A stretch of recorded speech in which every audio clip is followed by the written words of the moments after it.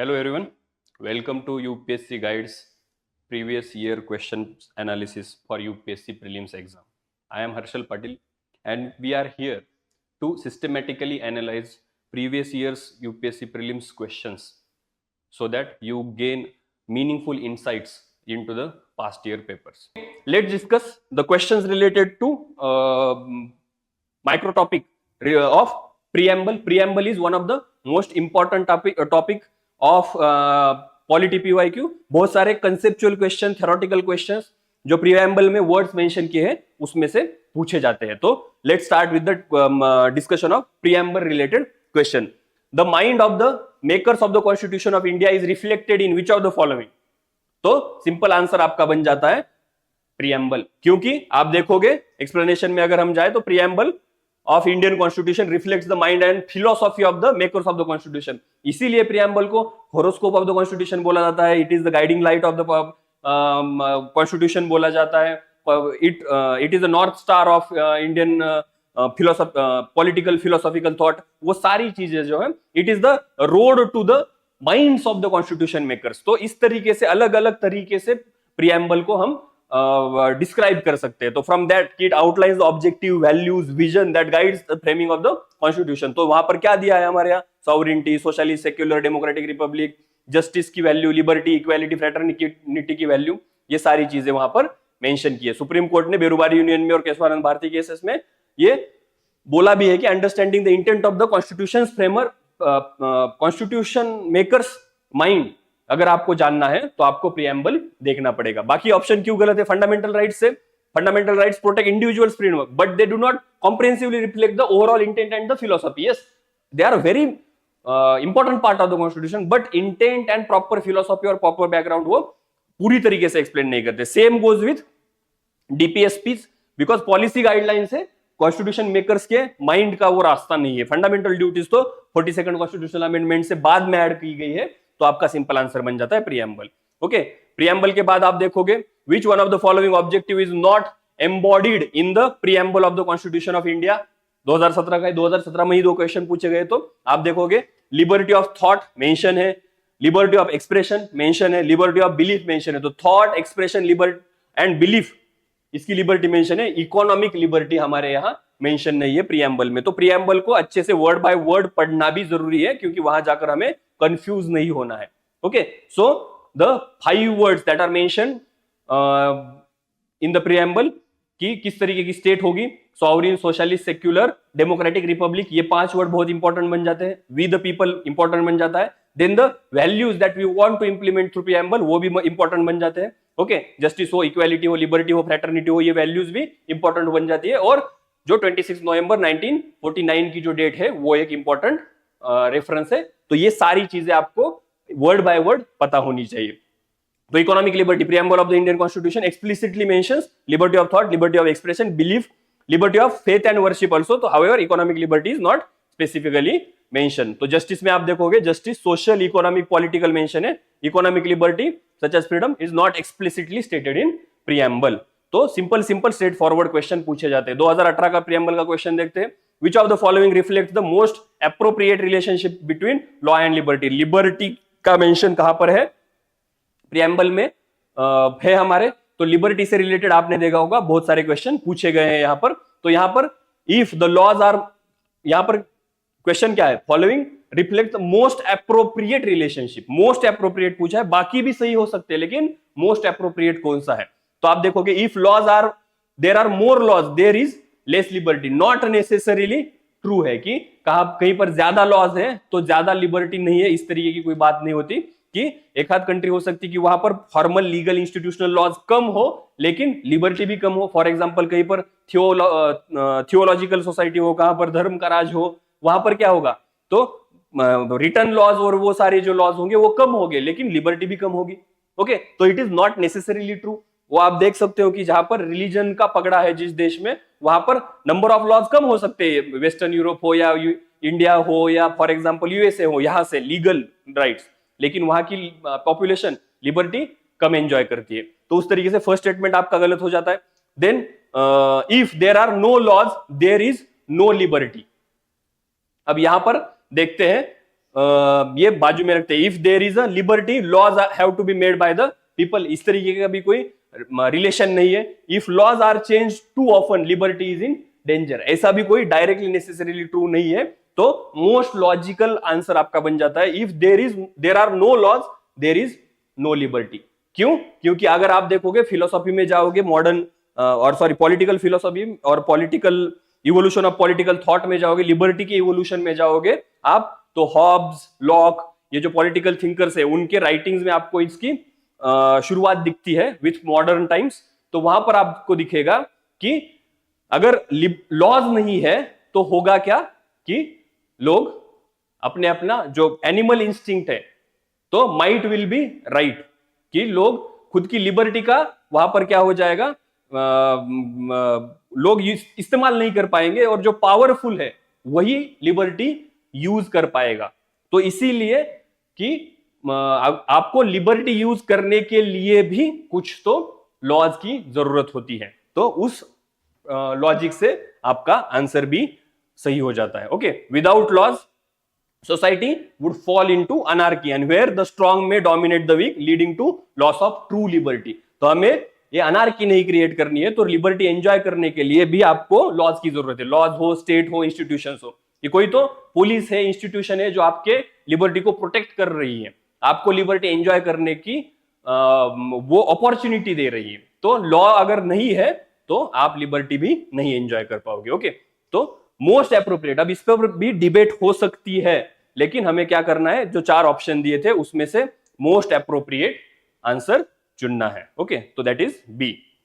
Next, in the context of polity which of the following would you accept as the most appropriate definition of liberty. Again देखिए, most appropriate इस तरीके के subjective question UPSC पूछ रही है।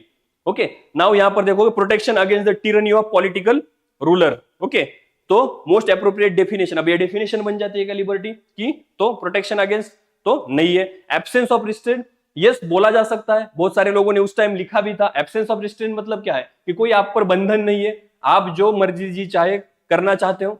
लेकिन अगर आपने इससे पहले वाला क्वेश्चन अगर सॉल्व किया है तो उसमें आप हमें मीनिंग मिलती है कि अगर पूरे कोई बंधन ही नहीं है, कोई रिस्ट्रेंट ही नहीं है, तो होगी क्या, अनार्की क्रिएट होगी। अनार्की क्रिएट होगी तो आप भी फुल्ली वो लिबर्टी एंजॉय नहीं कर पाओगे। तो एकदम ट्रूएस्ट सेंस में ये सही लगता है एब्सेंस ऑफ रिस्ट्रेंट, लेकिन अगर आपको लिबर्टी एंजॉय करनी है तो कुछ तो लॉज, कुछ तो इंस्टीट्यूशंस रहेगी जो आपको कुछ तो आपका बिहेवियर रेगुलेट करेगी। तो वो भी है opportunity to do whatever one likes. अब यहां पर क्या है, अगेन जैसे एब्सेंस ऑफ रिस्ट्रेंट और opportunity to do whatever one likes, ये आप देखोगे कि ये एक दूसरे के कॉम्प्लीमेंट्री ही बन जाते हैं। कि अगर आप एब्सेंस ऑफ रिस्ट्रेंट है तो there is a opportunity to do whatever one likes, और opportunity to do whatever one likes अगर है तो फिर क्या होगी, अगेन एनार्की क्रिएट होगी। तो आपका सी बी ऑप्शन गलत हो जाता है। तो आपका बच जाता है पॉजिटिव लिबर्टी की जो डेफिनेशन है, opportunity to develop oneself fully. तो पॉजिटिव लिबर्टी की जो डेफिनेशन है उसमें स्टेट को इन्वॉल्व किया जाता है, state has a responsibility to develop the individuals, कि उसको एजुकेशन दे, उसको हेल्थ दे, उसको कैपेबल बनाए, so that what individual can enjoy his liberty, enjoy his potential, his or her potential to the fullest। तो आपका आंसर बन जाता है opportunity to develop oneself fully। This is positive meaning of liberty। Negative में क्या है, absence of restraint। Negative meaning of liberty is absence of restraint। Positive meaning क्या है, opportunity to develop oneself fully। India में क्या चलता है, not negative liberty, we operate on the principle of opportunity to develop oneself, that is positive liberty। तो आप constitution में भी देखोगे कि हर जगह फंडामेंटल राइट्स हो, डीपीएसपी हो, स्टेट की रिस्पॉन्सिबिलिटी बनती है कि हर एक इंडिविजुअल, हर एक सिटीजन ऑफ इंडिया और हर एक इंडिविजुअल अपनी लिबर्टी, अपने राइट्स अच्छे से एंजॉय कर पाए, अपना पोटेंशियल अच्छे से एक्सप्लोर कर पाए। तो आपका आंसर बन जाता है option D. Okay, next, preamble of the constitution.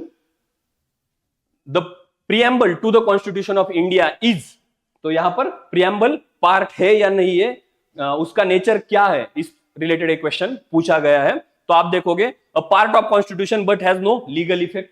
तो सुप्रीम, हमने अगर लक्ष्मीकांत भी आपने अच्छे से पढ़ा है तो उसमें प्रॉपरली आपको मेंशन मिलेगा कि constitution has but has no legal effect. तो सुप्रीम कोर्ट हो या और कोई कोर्ट हो, प्रीएम्बल का रेफरेंस ले सकता है लीगैलिटी ऑफ लॉ डिसाइड करने में। तो आपका फर्स्ट स्टेटमेंट जो है वो गलत हो जाता है। Not part of the constitution नहीं है, ये भी गलत है, क्योंकि हमें पता है डिफरेंट जजमेंट में सुप्रीम कोर्ट ने ये खारिज किया है। It is a part of the constitution has the same legal effect as any other part. Same effect भी नहीं है, ओके, क्योंकि ये कंपलसरी नहीं है। फॉर एग्जांपल फंडामेंटल राइट जैसे प्रियम्बल का वायोलेशन हो जाए, आप तो कोर्ट में जा सकते हो क्या? नहीं जा सकते। फंडामेंटल राइट्स का वायोलेशन हो जाए आपके, तो आप कोर्ट में जा सकते हो। तो हम ये बोल सकते हैं क्या कि has the same legal effect as any other part? Part 3 मतलब फंडामेंटल राइट जैसा इफेक्ट है क्या? नहीं है। तो third statement, a part of the constitution but has no legal effect independently of other parts, तो ये सही हो जाता है। क्यों? क्योंकि प्रियम्बल में प्रिंसिपल्स मेंशन है, और जो सारे प्रिंसिपल प्रियम्बल में मेंशन है वो प्रिंसिपल अलग अलग पार्ट में कॉन्स्टिट्यूशन में आपको मिलेंगे। तो वो प्रियम्बल के जो प्रिंसिपल्स है वो इंप्लीमेंट कर, हम अलग अलग पार्ट्स में इंप्लीमेंट होते हुए देखते हैं, और वो पार्ट इंप्लीमेंट जब करते हैं तो ही हम प्रियम्बल को इंप्लीमेंट करते हैं। तो उसी तरीके से प्रियम्बल हम देखें तो supreme court in Kesavananda Bharati judgment में ही सुप्रीम कोर्ट ने बोला था कि it is a part of constitution. तो जो part has preamble, a part has constitution but has no legal effect, हमें पता है कि प्रियम्बल हैज इंटरप्रिटेटिव वैल्यू, जो सुप्रीम कोर्ट ने ही बताया। Not part of the constitution but has legal effect, हमें पता है कि केशवानंद भारती में बताया गया है कि it is a part of constitution has same legal effect. Same legal effect, हमने फंडामेंटल राइट्स और डायरेक्टिव प्रिंसिपल का एग्जांपल देखा, तो सेम लीगल इफेक्ट नहीं है, तो आपका आंसर बन जाता है a part of the constitution but has no legal effect independently.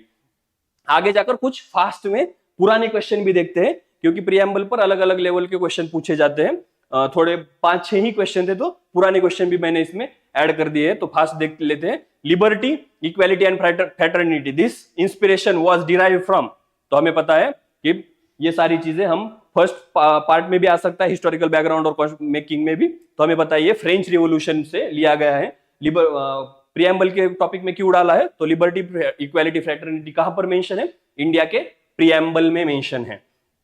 आगे देखोगे तो नेक्स्ट क्वेश्चन आप देखोगे, word secular denotes, secular word with 42nd constitutional amendment, preamble में ऐड किया गया था। सेक्युलर, सोशलिस्ट एंड इंटीग्रिटी, ये वर्ड कॉन्स्टिट्यूशन में 42nd अमेंडमेंट से प्रियम्बल में ऐड किए गए थे। तो सेक्युलर वर्ड का मीनिंग क्या है हमें पता है, it is freedom of religion and worship to all citizen. जैसे हमने एक क्वेश्चन में भी देखा था लिबर्टी, तो लिबर्टी ऑफ थॉट है, लिबर्टी ऑफ एक्सप्रेशन है, ओके, लिबर्टी ऑफ बिलीफ है, वर्शिप है, ये सारी चीजें आप देखोगे तो सेक्युलर चीजें मेंशन करती है। तो प्रियम्बल में भी सेक्युलरिज्म का मेंशन आ जाता है, तो freedom of religion and worship to all citizens, okay. अगर हम ये 1982 का क्वेश्चन देखिए, to uphold and protect the sovereignty, unity and integrity of India, a provision has been made in the, तो कहां पर ये सॉवरेनिटी, यूनिटी एंड इंटीग्रिटी का मेंशन है? तो हमें पता है वो भी सॉरी फंडामेंटल ड्यूटीज में मेंशन है, नॉट इन प्रियम्बल।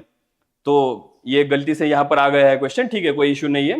तो यहां पर भी आप देख लीजिए कि प्रियम्बल हो या फंडामेंटल ड्यूटीज हो, कंफ्यूज नहीं होना है, ओके। तो protect the sovereignty, unity and integrity, यहां पर देखिए कि ये अच्छा हुआ यहां पर क्वेश्चन ये आ गया कि आप देखोगे कि ये वर्ड्स आपको सॉवरेनिटी, यूनिटी एंड इंटीग्रिटी आपको कहां पर मिलेंगे? प्रियम्बल में भी मिलेंगे, लेकिन ध्यान में रहे कि यहां पर क्या है, टू अपहोल्ड, प्रोटेक्ट एंड ये सारी ऑफ इंडिया, तो ये कहां पर है? फंडामेंटल ड्यूटीज में है। तो जल्दबाजी करोगे एग्जाम में तो सिर्फ वर्ड देखोगे, हाँ चलो सॉवरेनिटी, यूनिटी, इंटीग्रिटी कहां पर मेंशन है, तो बोल दोगे कि प्रियम्बल ऑफ द कॉन्स्टिट्यूशन में मेंशन है, नहीं है, आंसर इज फंडामेंटल ड्यूटीज। तो ध्यान रहे कि ये कंफ्यूजिंग वाली चीजें होती है बहुत बार। अगर एजुकेशन में भी पूछा गया तो एजुकेशन आपका फंडामेंटल राइट्स में भी मेंशन है, एजुकेशन आपका डीपीएसपी में भी मेंशन है, एजुकेशन आपका फंडामेंटल ड्यूटीज में भी मेंशन है। तो अगर क्वेश्चन आसान लगे तो एक बार रुकिए, फिर से क्वेश्चन पढ़िए और राइट आंसर मार्क कीजिए, ठीक है। तो यहां पर फंडामेंटल ड्यूटीज आंसर बन जाता है। रिलेटेड टू, क्योंकि क्वेश्चन यहां पर क्यों डाला गया है? क्वेश्चन इसलिए डाला गया है क्योंकि आप कंफ्यूज कर सकते हो इसे किससे? With the fundamental, sorry preamble से कंफ्यूज कर सकते हो, क्योंकि प्रियम्बल में भी ये वर्ड्स है, फंडामेंटल ड्यूटीज में भी ये वर्ड्स है। 1984 का क्वेश्चन है, which one of the following is the part of preamble of the constitution. सीधा सीधा क्वेश्चन है कि कौन सा which of the following is the part? We the people of India having solemnly resolve, हमें सारे पता है कि we the member of parliament नहीं है, we the people of the constituent assembly नहीं है।